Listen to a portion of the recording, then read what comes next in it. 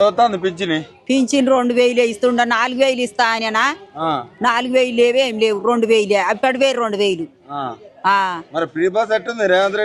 Phir boss గచ్చ పెడతారా Phir boss వచ్చేది లేకుండే 25 తీసుకుంటారు మా ఊరికి వెళ్ళి ఒక 20 తీసుకొని 5 రూపాయలు తక్కువ చేసేది ఉండే గట్లో ఒక లెక్క ఉంటది మొత్తమే ఫిరాయించి ఒకరికోడు గుద్దుకోవైతే మొగోడు వేసిండు ఒకటిగా ఆడిది వేసింది ఒకటి కానీ మొగోడు వేయలేదు అయ్యా మొగోనికేమో పైసలు ఆడిదానికేమో పైసలు లేవు గచ్చ పెడతారా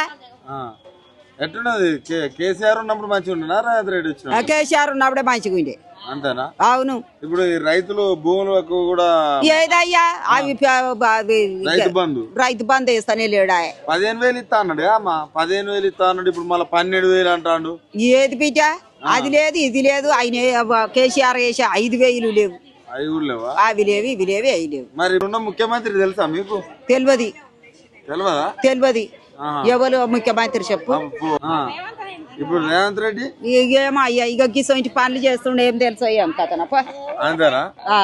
ఏం పని అయ్యా పనికి రాని పని బస్ కి రాయి గుద్దుకొని చేస్తారు రోగతికొగతి రేవంత్ రెడ్డి పరిపాలన ఎట్లున్నది మొత్తానికి మంచిగా ఉన్నది సిగలు పట్టుకుంటుంటే సిగలు పట్టుకొని గుద్దుకొని మిమ్మల్ని కోటీశ్వరాలని చేస్తారట